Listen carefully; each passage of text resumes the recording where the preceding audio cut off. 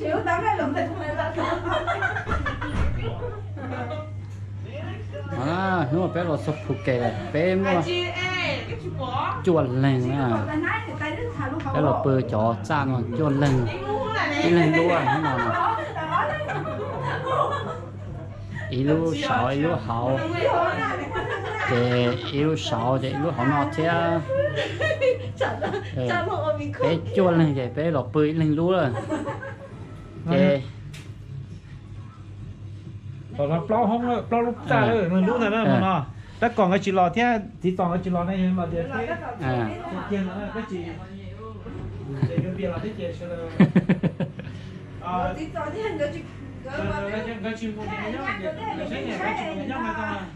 mới thấy chị đó biết cho nó chỉ hạt cừ đấy nó cho nó chỉ nó khi hạt cừ á thế đây sẽ cơ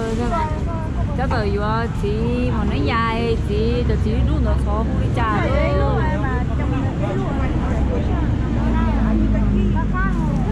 anh nói tờ vừa mất tháo hò sẽ chỉ nhau là sẽ chia chó mê chỉ nhau là chỉ nhau là áo nó hòn áo bộ đây là chó lo chỉ chó mê chứ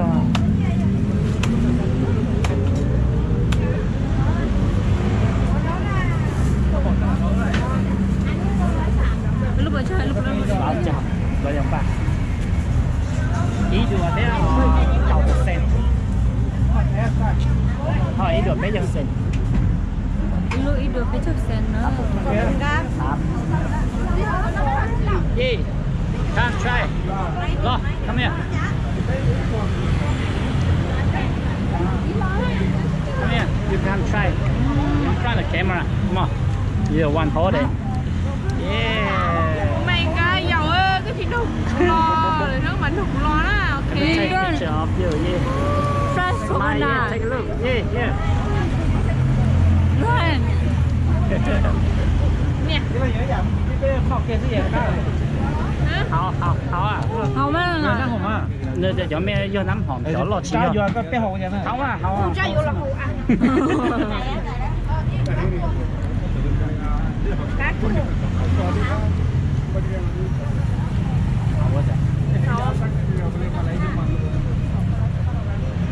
cá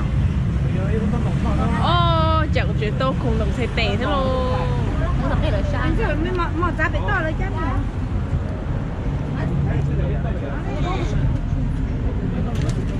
อร่อยดีครับพี่ sao phải sửa đổi sai lúc xưa chị chủ không đúng rồi chị tôi có hỏi là hầu cái ngủ của ta kia hả rồi tại nó lúc đó chung sao đâu hầu đó chị cũng mua tân thò đấy của bé chủ nó lấy cái một sáng được có chỗ anh nhớ nè ha vừa con nói em nó mà vừa đó mà nhé em lúc nói này em để cho một thứ nữa cao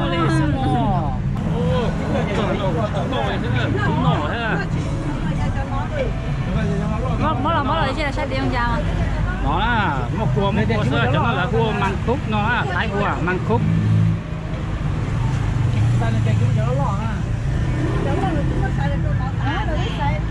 ta chỉ chơi là sáng cỏ kia nó không đủ sao nó ngọt sao là nó ngọt để vẫn ngọt hả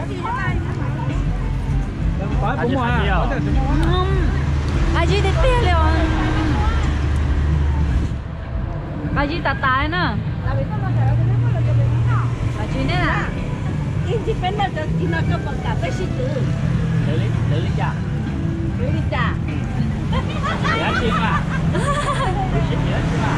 tự đi cha ai giá đâu cơ tự giá ta cũng chính cái xe nè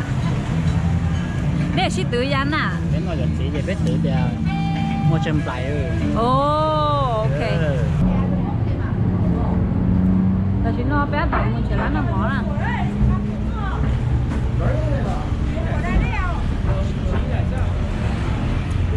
ê trong kì bây giờ ta làm màn to lên tàu xưa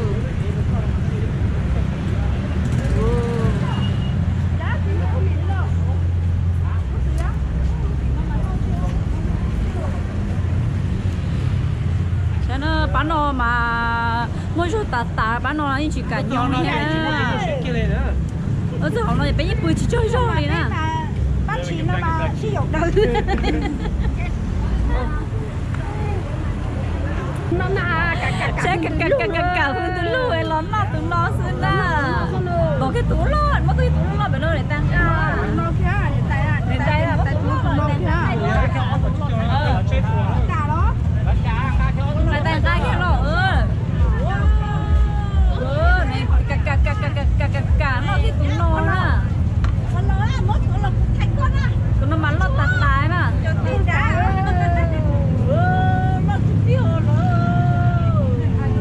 tụi con lo trả nè, con chơi có lù đó, có lù chơi trong quả. sáng đầu là có gì sáng chân nó từ lấy tay đó. Lo tè chữ tè thế rồi. Lấy tay á, tụi nó sáng chân đấy. Con tuổi à? Tuổi à? Con chỉ có à, biết tao có lo. Qua hạt thì cắt được nó cũng sáng cái đi. Bếp cho mỏ nó à, hả? Tôi trừ nó nha, nó phá chí, tôi chế nó thế á. Ôi, tôi trừ nó phá chí thế.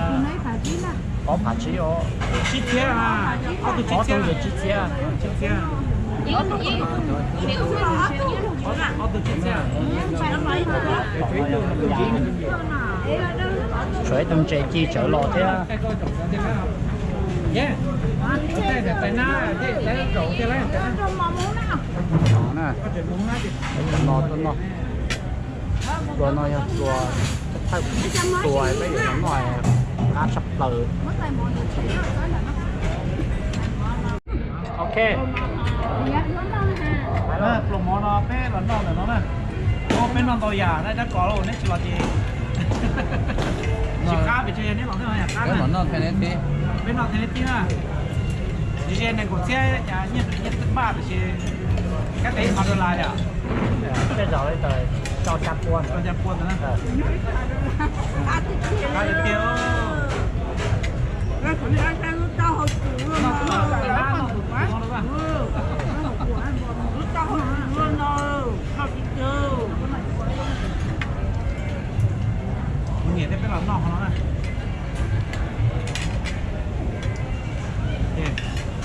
Nó không đi qua được đó. Chấm là chuyện gì? Nếu phải con chị em của con này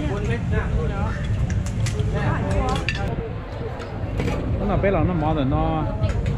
để phục kể nó nè rồi nó bé ở nỏ nó bé nỏ lên nỏ nó to dạo nó trừ lo trừ mê dê lên dê nó bé đề nó tôn giàm nó khó chứ đâu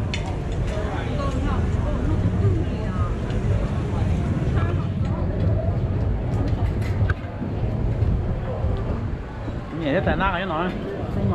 hay nè hay luôn thế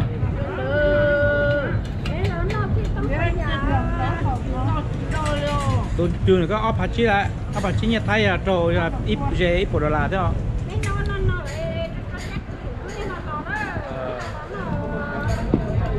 cái chiếc tôi thế tại ngoài luôn thế đó nó cứ bỏ nó mà nó kỳ nó tao có chế cái mưa xe cứ nha ồ cha hay chứ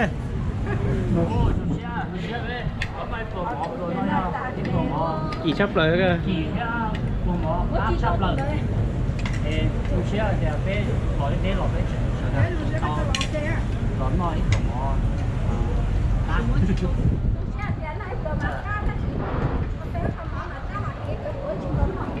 dạ hay dạ hay cha rồi cho tôi lo nè dạ hay chứ dạ hay dạ hay cha rồi cho tôi lo nè hay tên tờ thế cái này dễ dòng cái nè tay món nó mà cái chụp những nhà cơ mà nhưng mà chủ lò nó là món mà thế nhớ thì coi nên trong xe cứ như là không biết lò kia đó hay dạ cái gì cái này hay cái này à nằm mò nó pluột chua phàm không nó pluột chua pua xứ mà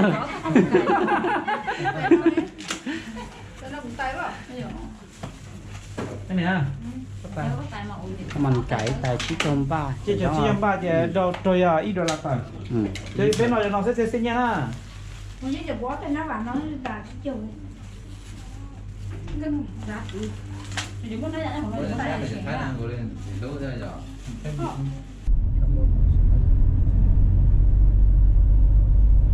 này thì cho họ tới nơi sáng chế thay đổi rồi sáng đây cho cái hai nơi nên chế xứ mà cho họ tới cho trong câu nên nhẹ đến nơi sáng gần chế thì nên chế cho nên nhau thay đổi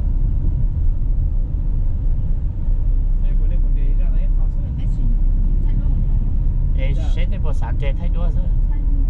luôn luônพอ chọn cái thảo này băngได้ไหมลองไปถ่ายรูปครับผม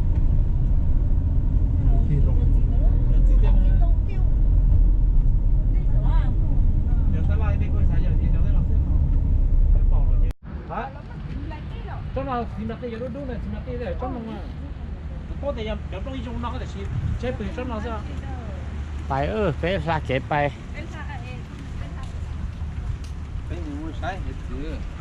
nên tôi chế chỉ tao tôi chế hiện từ nữa ไปใช้เห็ดซื้อ chế đúng một nó ấy cha nên cha chế đúng một nó cái nó còn nó nó thái cả chú cha nó còn đá ra ô chỉ cho họ để lúc loạn à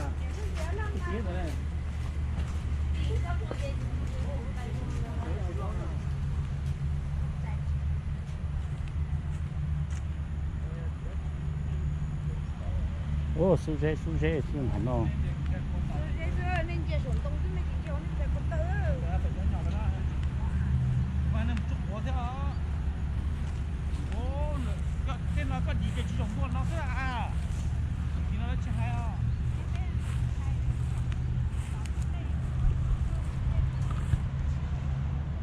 ló chúa ơi nó chỉ tao có hết chữ là có hết chữ đâu bỏ đùa đó đi bỏ hướng nào đâu thấy con nào chứ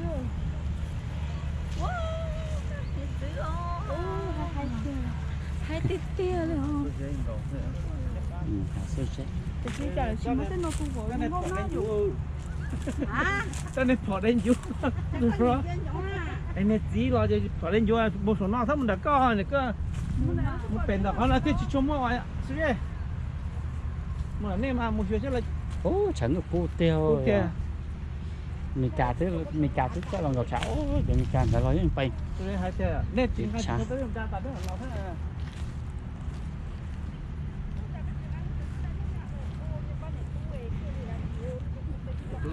chính nhớ là tập là phải yếu cái chế chứ rồi là nó đa kia thế rồi thân rồi cháu mua bốc con là tí chế phải biết một chế sang biết được cái tí sang nó thay đổi chế thay á nên là nó thế này khán lề họ nó này là họ option nó cái khán chế sạp bao giờ phải tú kia dài rồi sữa hả tao làm thì chỉ lấy kho về một cái tay liên là đã nên tao lấy khâu lấy bình đã để chơi nên chỉ lấy nên chỉ nán nó chỉ bút đã đó là chỉ keo là chỉ keo là tôi hết sữaไปจู้เขาไปตัวเห็ดเสือไปสับมันใช้ลองเนาะเย้ก็จะเห็ดเสือหยออะไรเย้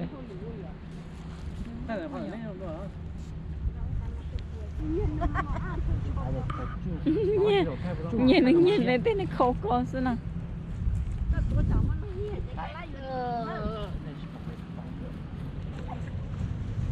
những cái gì sẽ không phải đỡ mà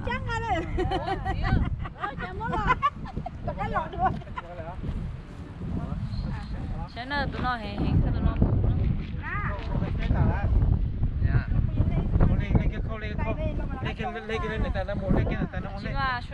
đầu tiên chính nó có thể nó họ đây họ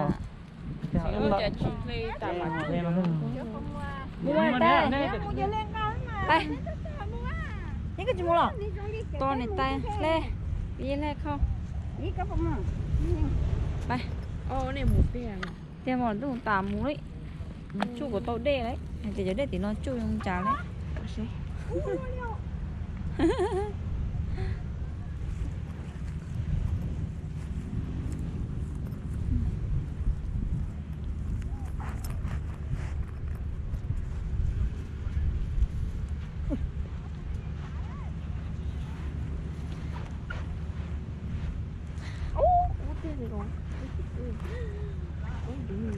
là kìa cúc cái tao thì tia lại đó nè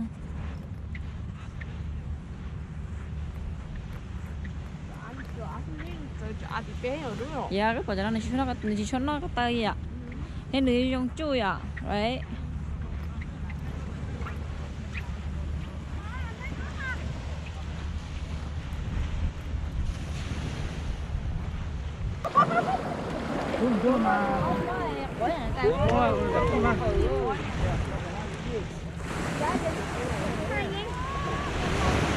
chả nó sát đây cái nhà nó pro họ thế là gì à sọ thọ con cậu không mới đây là quá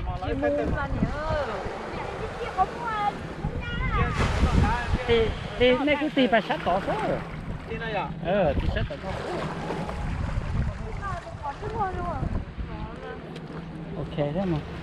Khu này đi cầm Rồi mà chỉ biết dùng sao đứa cháu cháu sơ nhớ nó nó ok ok ơi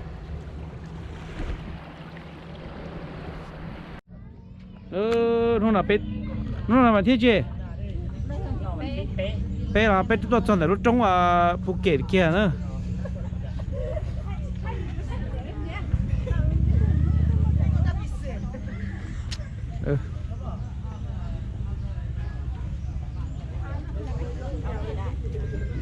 cho con nó ở thay một chiếc đâu bố tí chi đâu cơ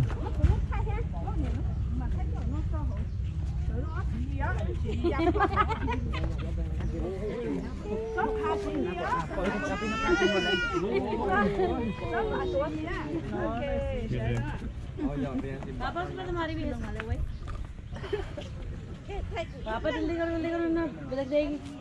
Wow. Papa. Cho nó tự say. Áo nó, để có kia view á.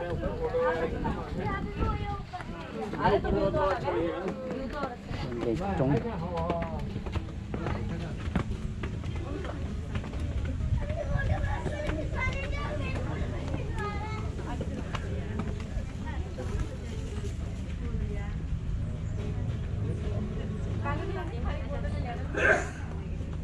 Đi yang.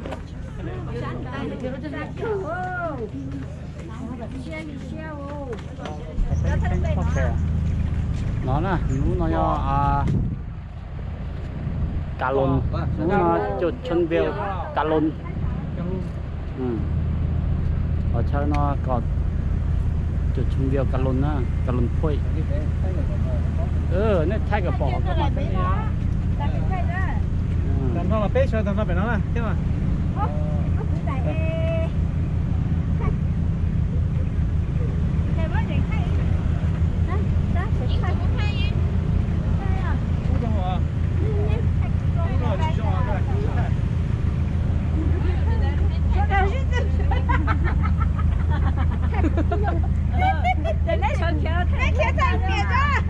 cái all plan là ok nè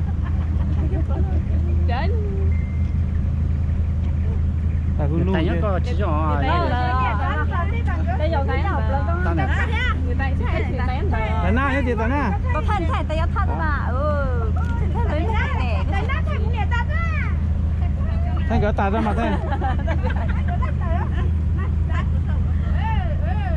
sao thì nó bỏ tay na na à chứ mà ít đâu kia đâu thay tài đó để ở tung máy đồ nhớ tao nó họ cho photographer nhớ tao nó để tung máy đồ mà tại phụ ta đi không biết bởi ta đi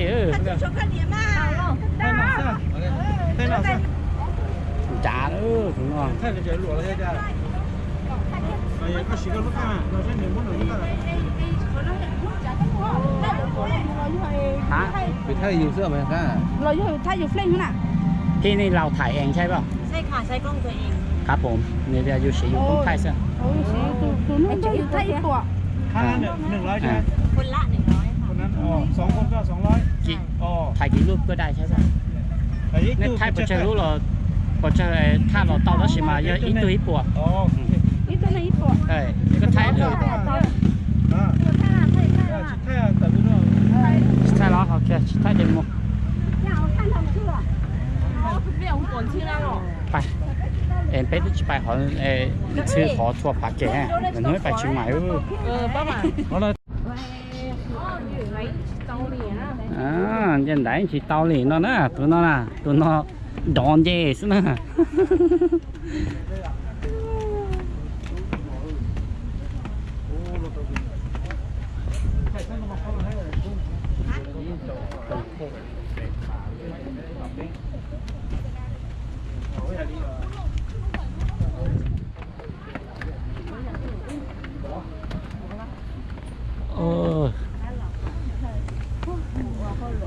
一号肥细，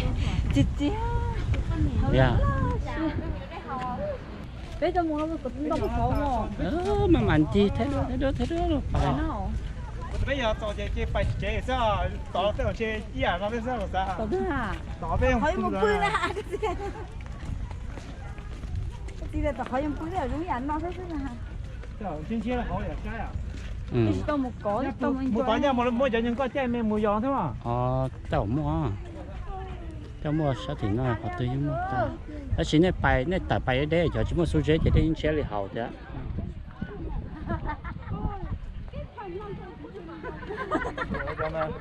Có mùi gà thế nào? Vâng. Người ta thì cái tiếp thơm là có vị em mua á. Do thì lúc bắt đầu đi này đây là có tiếp thơm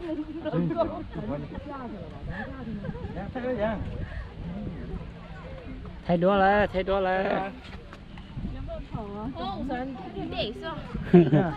chị chỉ khép giác tiếp thơm đầu cho chị à ta hay lắm mà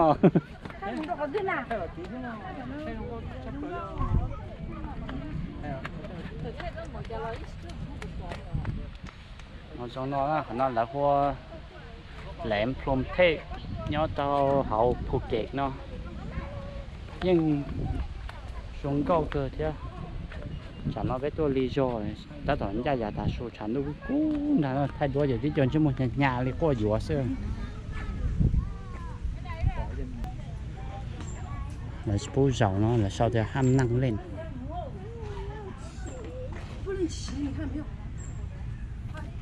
卡布查不要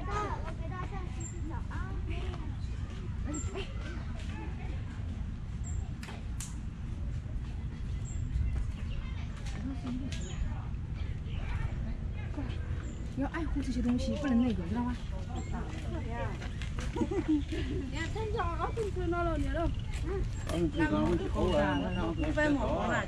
？hả bài hảo like cơ là tôi chỉ sau thì chỉ bố bài là sau thì chỉ bố giàu chọn xương nó ha họ có là bố yêu bài hảo lo thế họ có chỉ là chỉ bố này bài giàu là tên xương có xưa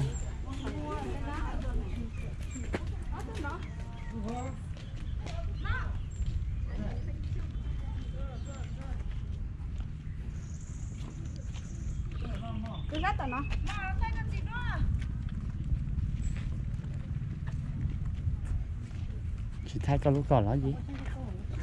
cái bây giờ nào thay con nó bỏ là làm sao你这回去好生修理下你们家。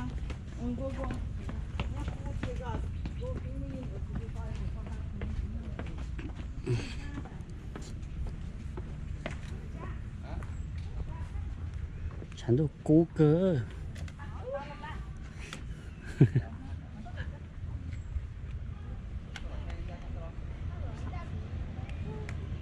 โอ้เด่นเชียเกอสาว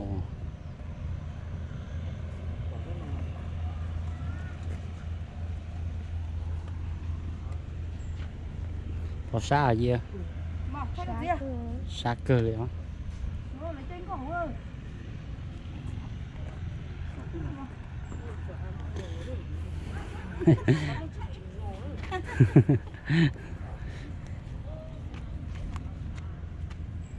Ôi, từng cầu. Nó thả từng đó. Nó là tên đại. chẳng nó chẳng nó cố lên cũng khi đây sẽ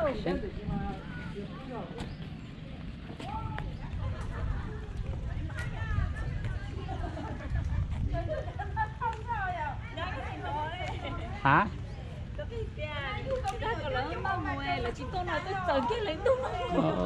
Gió.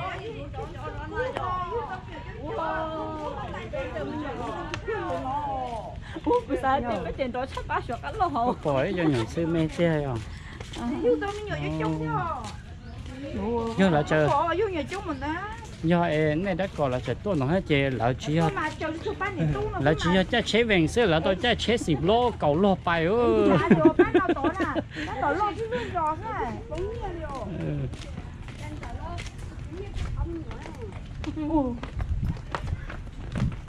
Thay đuôi không ạ? Chắc có thay đấy. Ủa sợ nó sợ tha nó hỏi nó thay nó là có hay. Giờ tôi tay lên một. Rồi có lên nè. Mà thay nó. Nông cờ chỉ bắt là vô lúc đó chẳng tôi chỉ qua. Cái này vô lúc đó. Đó mà thì lên tao có bỏ ra số đó tôi hay cho đó sao? Nếu mà cầu cũng bảo cứ cầu sao? Để xem này một lọ té này bỏ tao từ từ. Đấy chỉ bung ngà cầu thế chỉ chúa chỉ một chế để xem như hồng bé cái ngà cầu nó chỉ bắt chế cầu mỏ thế nhá chỉ chúa cầu mỏ xem cái gió tao mà được cũng nhảy luôn coi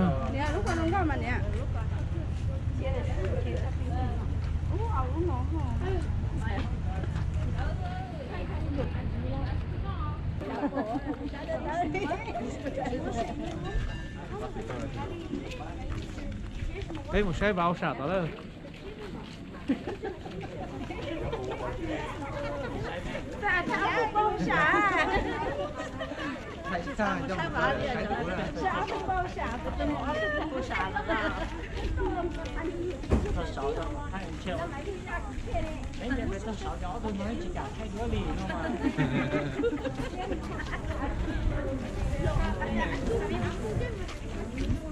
ba tầm mông thế này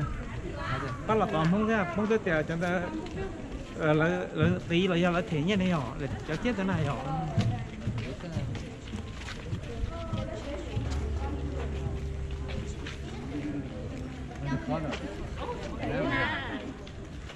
có từ có thằng tôi đi đó sao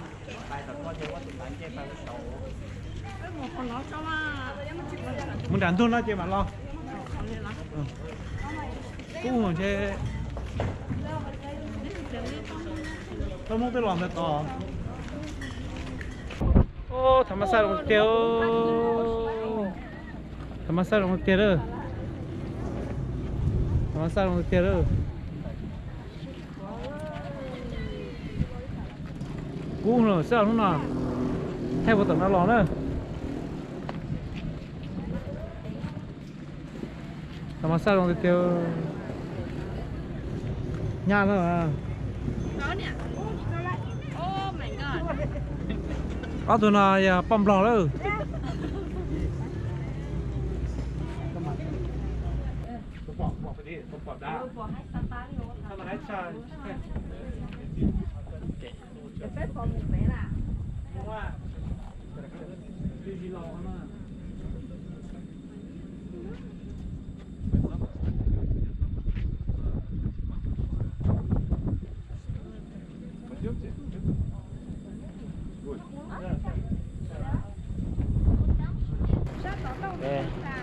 cho nên phải saiตัวปิกกูด่าสองอ่ะเราเลยจะรู้ว่ามันชัวร์แล้วมันเขาเราเชื่อ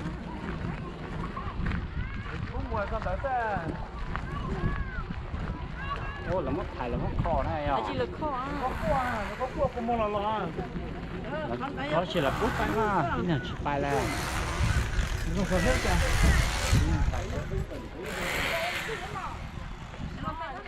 มาตั้งมาเมื่อไหร่ไปไปหาว่าใครต้องขอจ่อไว้อะพี่เดี๋ยวจะมาจ่อว่าจ่อมาเขาขัดรถจ่อมาขัดกุยขัดรถช่อยังขัดกุยขัดรถช่อตอนกับผมจะเป็นเนี่ยตายจ้ะนะก็เสื้อก็เป็นจังเนี่ยตายจะไทยจะชิบอกก็อ๋อ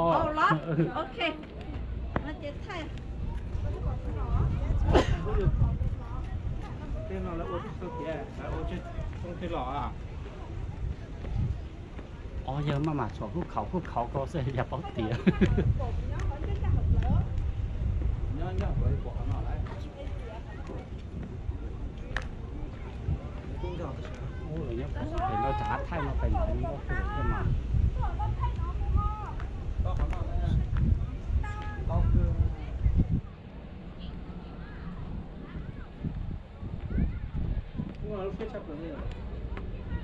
xe ảnh đó nhưng mà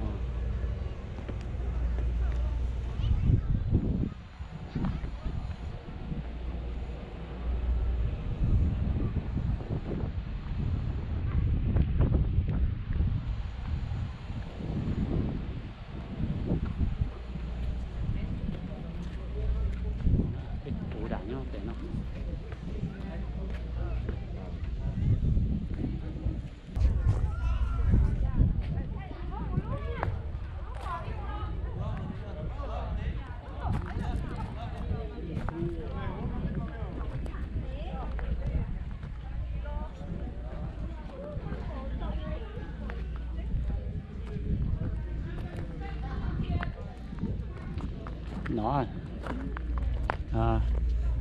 là sau mình cả cái Big Buddha nó lo tụm nó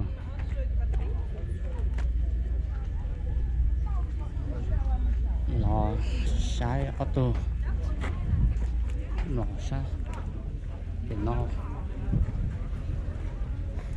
ตัวไปnó do thái ตัวสมเด็จพระนเรศวรมหาราช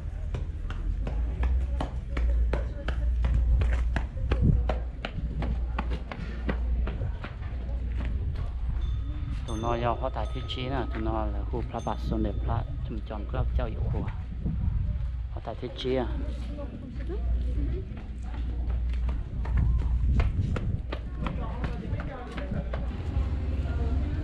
nó nè cái lon này ô xì thì nhớ cho học phụ kệ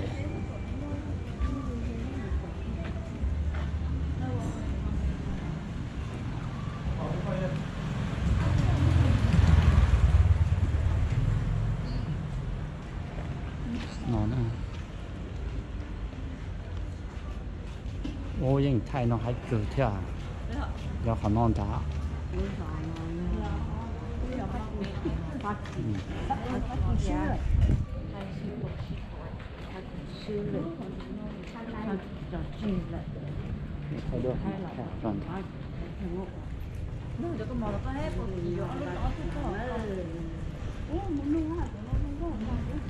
nó giờ con món có bơi kia không nè nè cái lúc mà nó không của thế thì mà của đâu lúc mà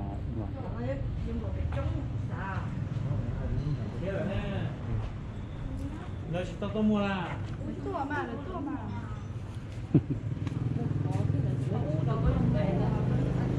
tao mà mua cho nó mua chỗ kia đấy mua đó chỉ tàu này bay nên chơi này tàu bay ở chỉ phải xì thế nó nhảy lúc cư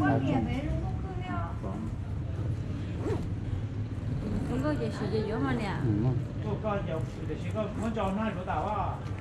ôn thử cô chọn nó là chuyện là chữ do ô thảo nhớ cho phụ kệ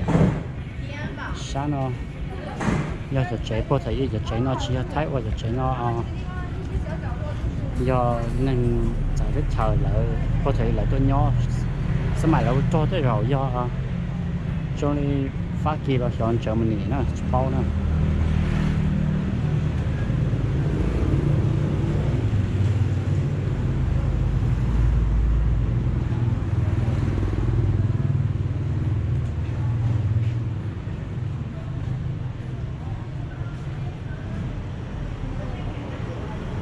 chỉ là sai số mua là chỉ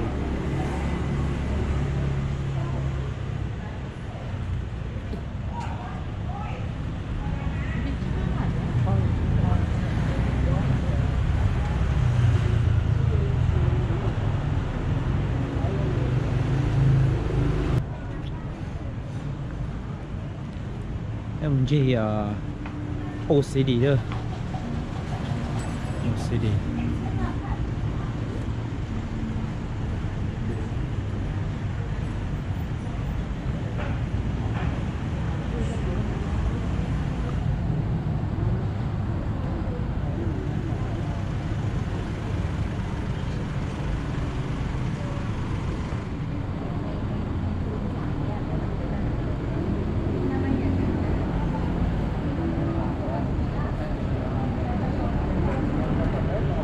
đây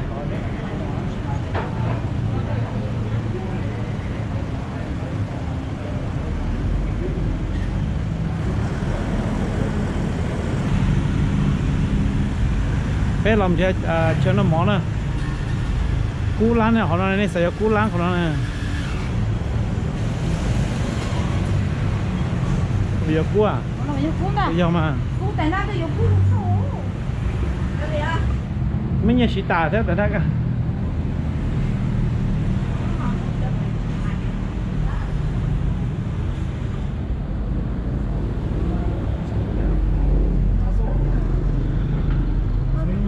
tà thế cái chủ yếu có mỏ đó cú thì thiếu chỉ một chữ á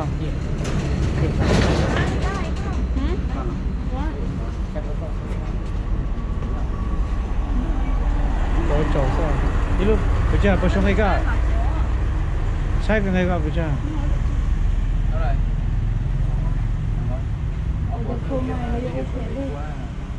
thế mà thế khó đó cái xe của món nó tự nhiên ok hai đô luôn hai đô nè hai đô nhà lo tụi nhắn chơi của liền nó nên nó lúc hậu thì chỉ lúc nó nếu mà cho là dễ khó khó gì nếu mà cho là giàu có gì ok nè khi giả dụ tôi đi nè cho nó chim ra khi nữa ít lưỡi bỏ chích châu họ cho nó chim là giấy lùi châu họ cho chỉ nó cá cởi lùi cho này chỉ cho trong này nha đi cá cởi lùi cho là lưỡi lưỡi bùa thế họ chim muốn nè chim muốn lùi cho nè nha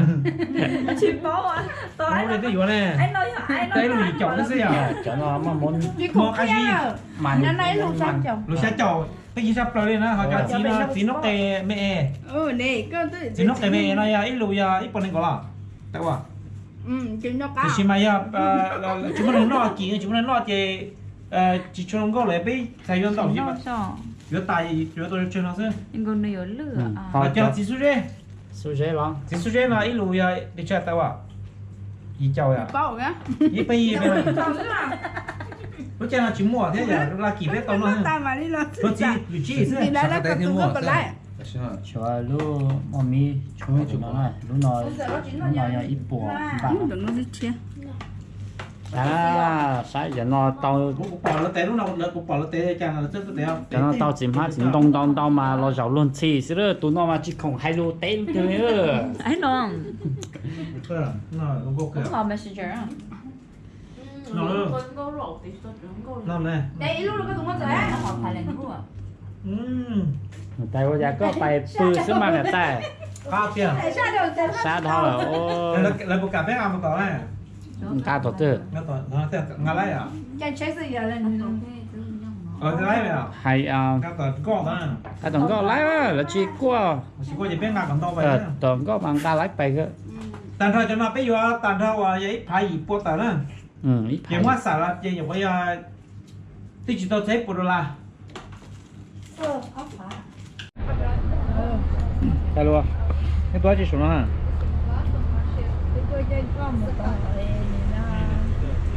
biết trên có một tàu lúc bỏ chữ nữa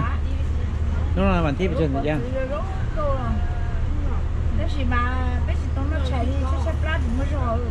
tiếp lo không là mà tiếp lo luôn có lên tôi nữa xóa phá của gì nữa biết là cho nữa biết chắc tỏ cho nó con là nó còn bà đa nữa biết để bà đa nữa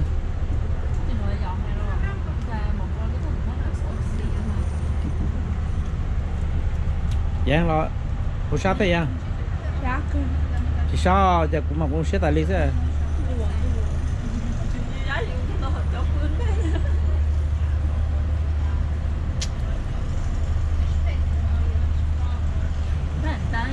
tỏa bớt sát đây thấy không nè chưa rồi à ô nó chọt trâu rồi còn nhưng mà phải nhưng có phải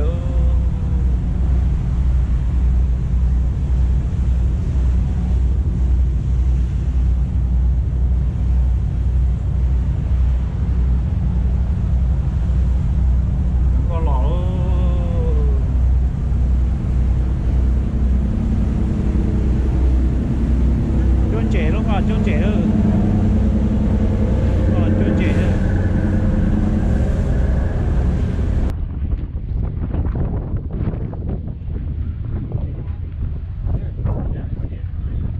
thôi có phải bị hại lên nữa ở tôi để cho có tổ lại nó nhưng mà bên xe cho theo chuẩn cao rồi chẳng nó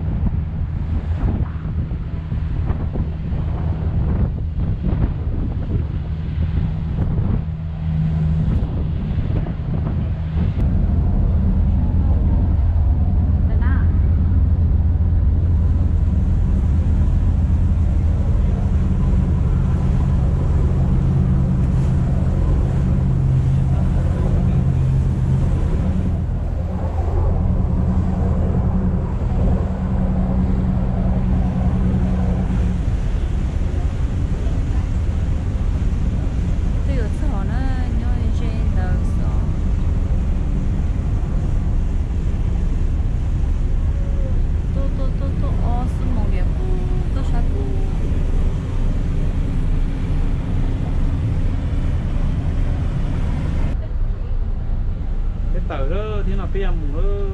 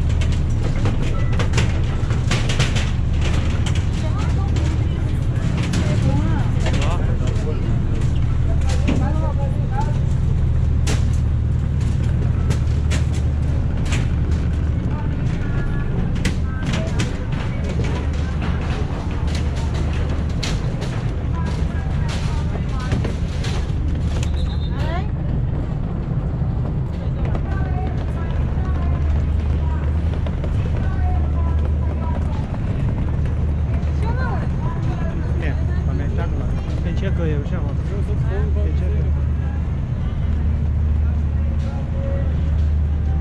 gì đó hả còn tiếp biết mấy lần nữa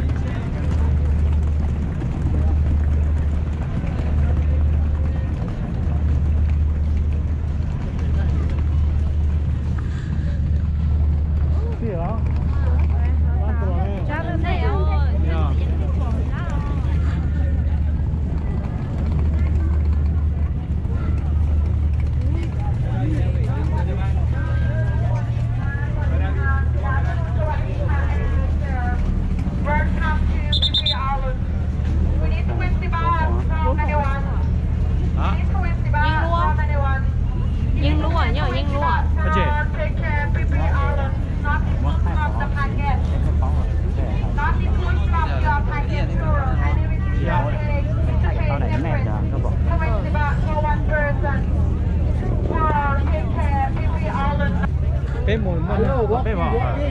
thằng mua bé mà sai giờ bãi nó hết còn cái sọc cũng đè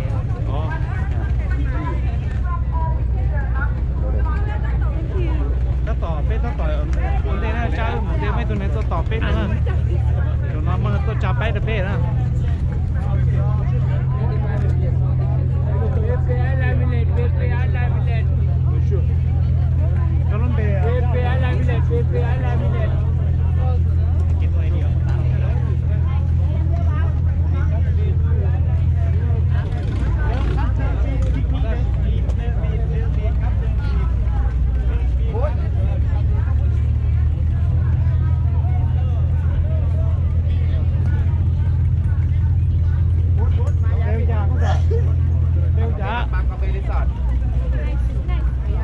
nice beach đó để nhau tỏ ngọc á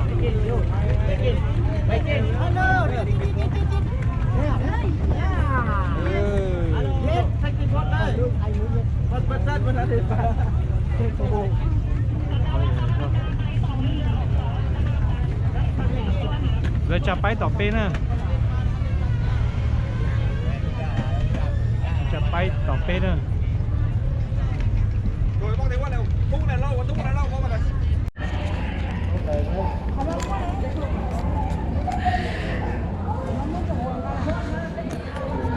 một lại một chế bộ nữa khi nào là tôi tỏ bên ở bên tôi tỏ bên chế đó cà xem nó bên bự là bên tôi sợ tròn á một là khác giờ nó muốn đi bên mà là khác bên theo tầm một bên cô được rồi nó bên một tôi tỏ chơi một chiều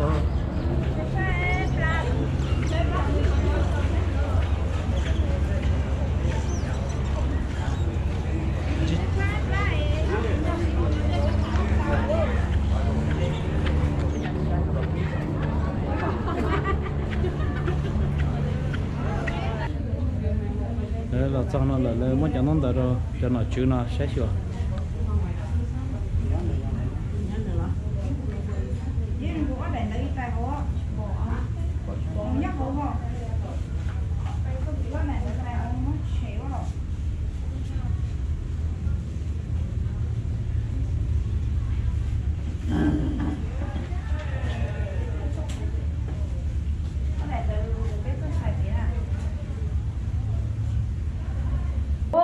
rồi đó hiện tại đấy rồi nè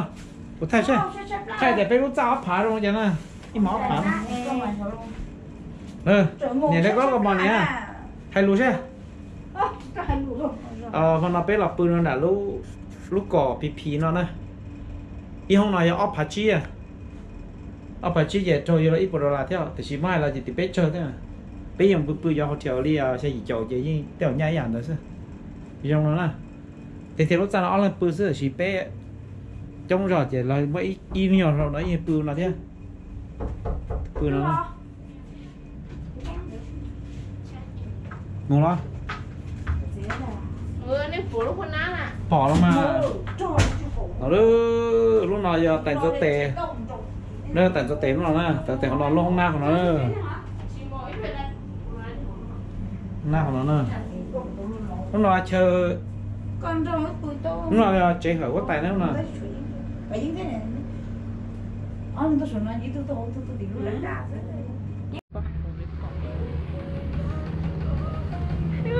Nịch thế này ta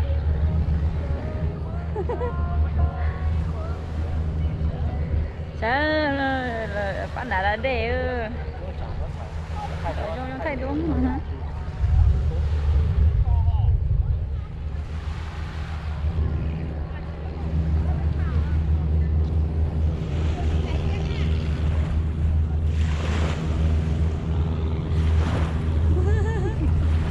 tụi nó sẽ thoát lên nằm thoát lề mà số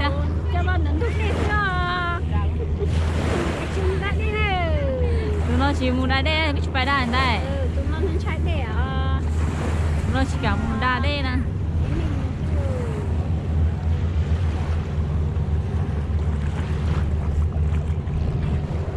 có về được ui không về được ủa đồ đê bảo ui không về được à đó là về đó vậy Ủa lỗ đây à? Ôi trời ơi. Thay mà, có gì à? Ở chị mẫu thì sốt bò không à? Rất tốt à. Người ta dùng họ chỉ tay người đùa nữa à? Chỉ hơn các bạn là chắc các bạn, ông thay về đòn cơ. Thế thế à? Thay không thay về đòn lên đã. Ừ. Là đều.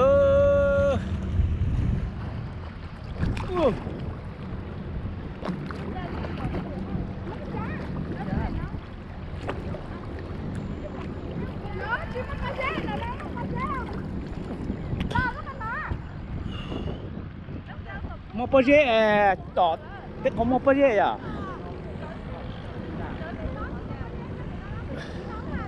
Ibu untuk kata tahu ya, sahaja macam.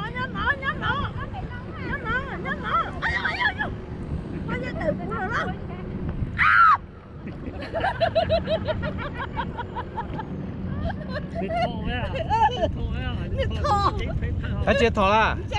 cái chết mà. Cái chết của chính chính này.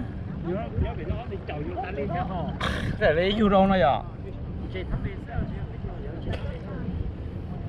mình chỉ một bao nhiêu sao cả, số giờ của chị bảo để là họ bảo gì luôn nó thế là chả nè. Tết sủa. Chỉ bảo là tết sủa nó mà không phải tết sủa mà. Nè, số giờ bây giờ à? Còn là chúng ta à? Siêu tỏ, rồi là ngay bên ngoài chỗ để chốt tao nào nó chỉ trong một chỗ tua là chả nè. Còn là một bao nhiêu vậy? Ta còn là số giờ sao chưa mà? Chưa là số giờ sao?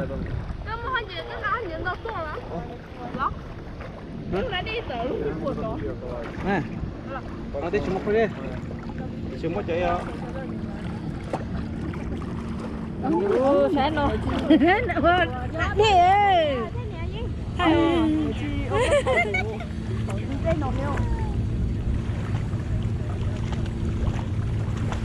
Nè nhóc con nên tía thế này nè cho mấy nhiều có vui à. Nè cho nhiều có vui mà ăn xong quá. Nè cô ăn chưa? Cô ăn chưa không có con. Đây là tán leo. Ôi, tôi chỉ để bay đùa. Thì tao ăn đua luôn nè.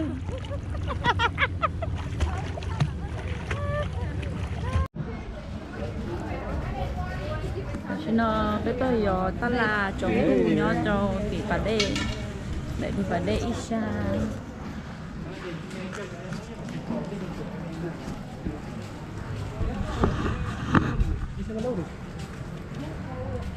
nó do của bác bên trên Cái gì mà cái khẩu chỉ cho xin xin. bác bên trên mà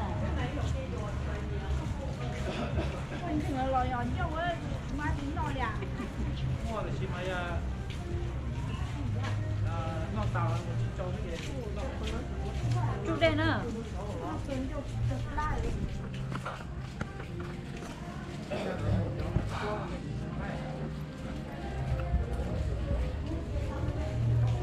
Tại sao nó này ăn toàn mua đắt chi không? Tại sao nó bây giờ mình thiệt phân chứ hả?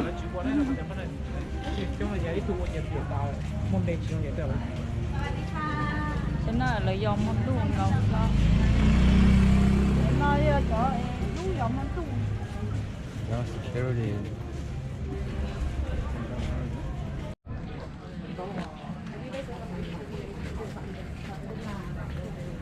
Cho nó là cho seafood street.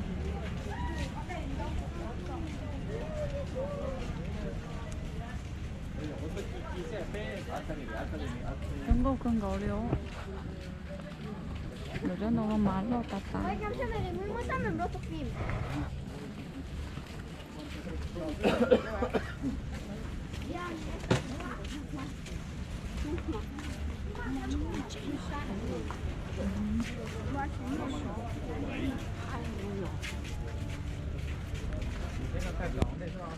Thế là bê tà này thay đổi đấy. Đi kia đó có mà. Hôm nay tới con đã lúc ก็ลูกอะไรนะขี่เนอะอีเกียวเขาเนาะป้าก็ป้าเพื่อผมเชื่อตัวเดี๋ยวขี่เนอะ ย่ามันก็หอมไปอ่ะ bỏ cớ bỏ trong trong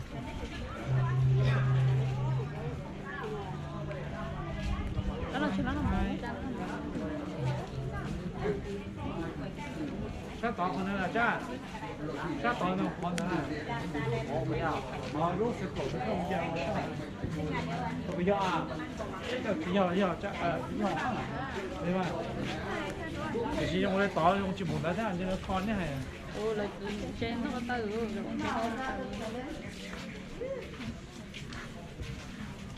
xa gì cả nó cái tơ luôn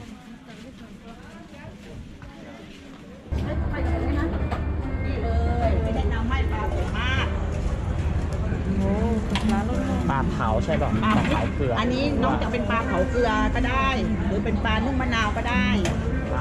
ปลานึ่งมะนาวเนี่ย แล้วปลานึ่งมะนาวหรือเป็นปลากระพง ขอเป็น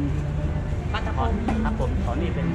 เผาแล้วก็ปลากระพงนึ่งมะ โอน าว เคนี่นึ่งมะนาวนี่เผาเกลือ แล้วก็นี่นึ่งมะนาวนะคะ ใช่ครับ โอเคได้ค่ะโอเคเดี๋ยวพี่เลือกให้โอเคสองตัวนี้ผลการน้ำหนัก ครับผม จ้าขอบคุณค่ะ ปลา เป็นไหมนี่กั้ง ไม่ครับ จะไม่เป็นเหรอจะไม่เป็นตัวแถมให้น่ารัก ปลาเผาที่สอง ปลานึ่งมะนาว2ปลาเผา2 ใช่ครับผม 2นี่นะคะนี่นะครับ ผมจะไม่ มีกับให้ตั้งชนิดตัวแข็งให้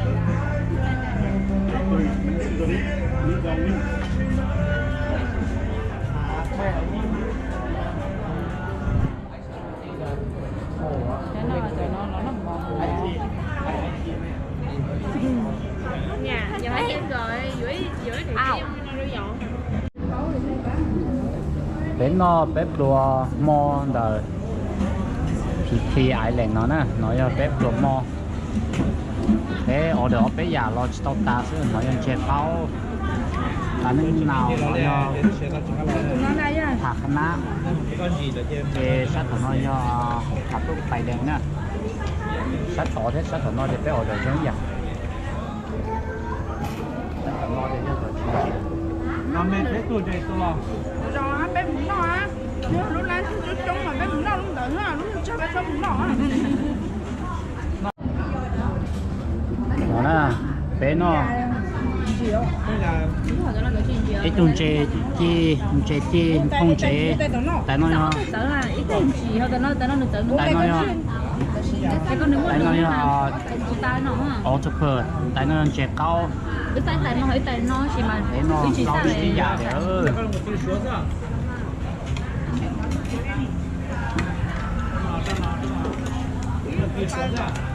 đâu có tới dân chỉ đâu có đầu đào tôm khác đào chó tôm xếp chó tôm xếp tôm xếp Bé chúng nó tên nó là Để nói tên nó bé chúng nó. chó ở tay có của tia ở đấy tay giả sẽ giờ bé theo tàu sai ở họ qua cái món nó thì mà món tàu chó tay có lớn nó hơn chua chai vậy có tay có nó chưa chó qua đấy ha qua tôm xếp nó ha Nè, thế nó nè, có mấy đâu nè. Nè, cái đầu. bên nó ở bây giờ bên nó cá cơ lên đó tớ nó tớ thích ý hả Nó con trai của. Để để lên nó. thôn chế nó cứ chỉ nó nhân thành à Để đi tới đầu.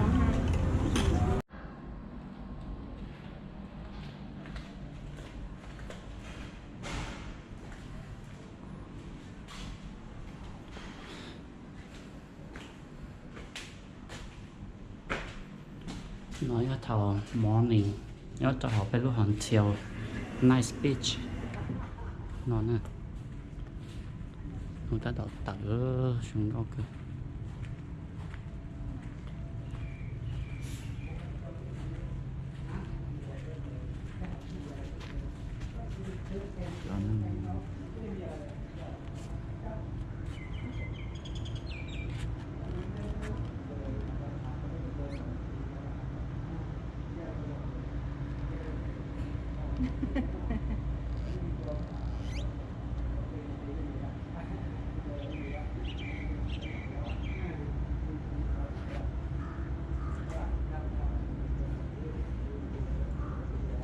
chút không ạ?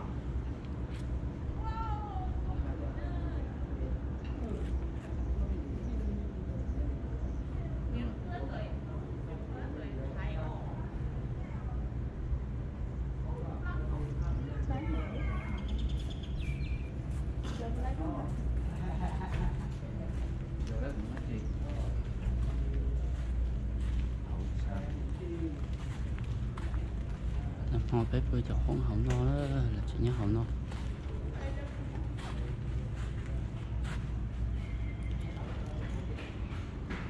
gì thế gì màn rồi vừa hổng no nữa không hổng no nữa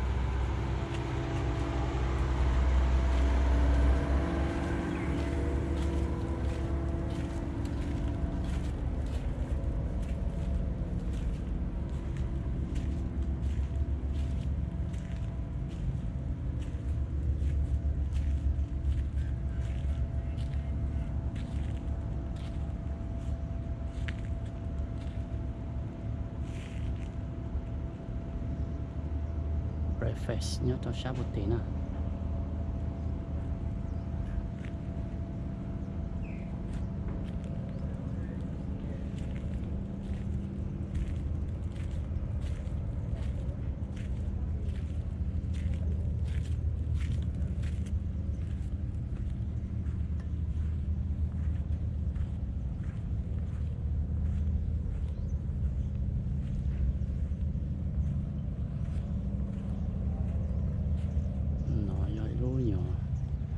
bò mê mê lại mua rau mà mò đã lúc hành theo lúc bò mua rau thái sẽ tôm dàn luôn tỏa câu hoặc thái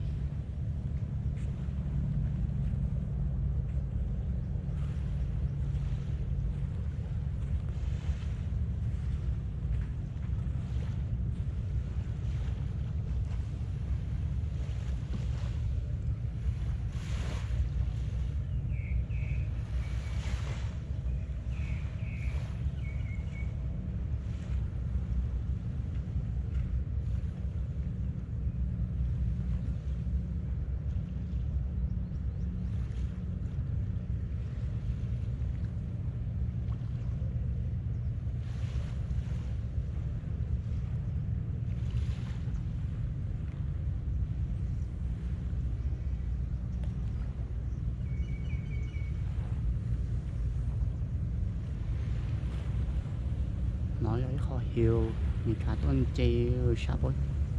chùa nó nè cho là nhà hải kịch nè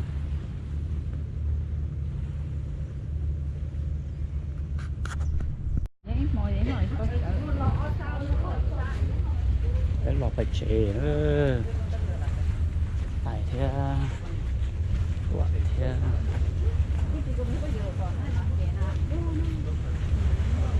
thế sợ chế tận là khi nó lò bay chạy gõ tí không có lò nhau phố tí nhau tộc ấy ô chẳng non có chỉ là dưới đền đá lò ấy mà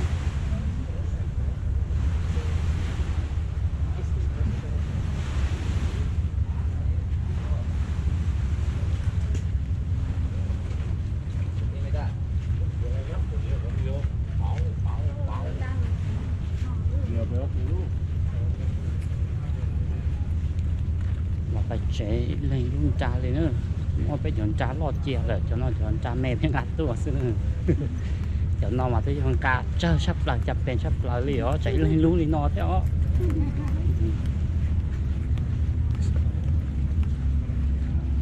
也是多的那。 Người thay đua giờ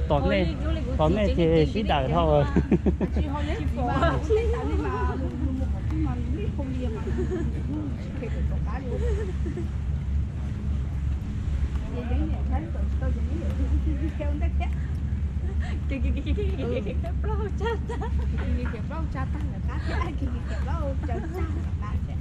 là nó thì châu si về mình cá chống cá thế là một số mình chỉ thế mình cá cho nên là sản đâu còn tham bé thò na lọ bé thò bé kênh nó tới cái gì mua vậy gì vậy tao nói gì mua vậy vậy cho mong có mà tài dưỡng bé cho bé mà chạy luôn có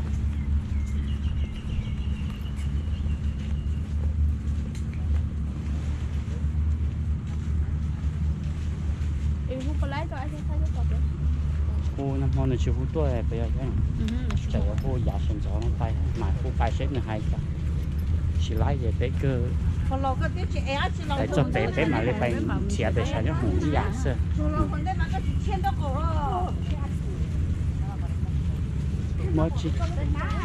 mua chi là tay à chim chai mua chi